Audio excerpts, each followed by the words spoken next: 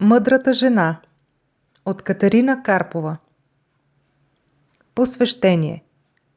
Посвещавам тази книга на жената, която разбира, че истинската сила се крие в мъдростта, а истинската мъдрост идва от Бога.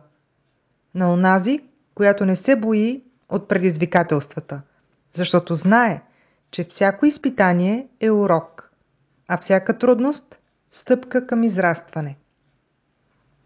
На майката, която с любов и търпение гради характера на своите деца. На съпругата, която с мъдрост и благост е опора на своя дом. На дъщерята, която търси Божия път, и на приятелката, която със своите думи носи утеха и насърчение.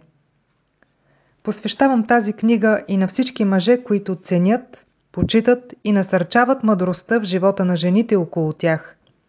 Защото мъдрата жена не само съгражда дома си, но и оставя наследство от любов, вяра и добродетел за поколения напред. Нека тази книга бъде вдъхновение и напомняне, че Бог е източникът на истинската мъдрост, а всяка жена, която го следва, е светлина в света. Увод.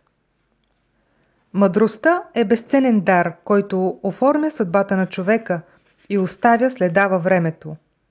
Тя не е просто натрупани знания или житейски опит, а способността да прилагаме разума, добродетелта и разбирането в своите дела.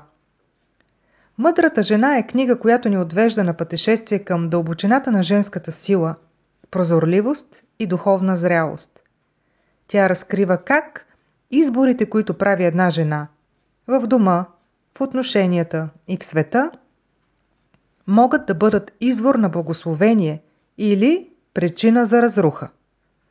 В тази книга ще откриете не просто съвети, а вечни принципи за изграждане на стойностен живот. Защото мъдростта не е само цел, а път към истинското щастие, хармония и благодат. В Притчи 14 глава 1 стих четем: Мъдрата жена съгражда дома си, а безумната го събаря със собствените си ръце.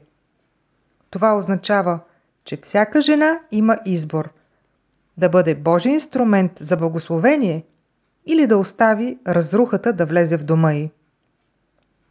Нека тази книга бъде пътеводител за всяка жена, която копнее да бъде не просто успешна, а благословена и благословение за другите.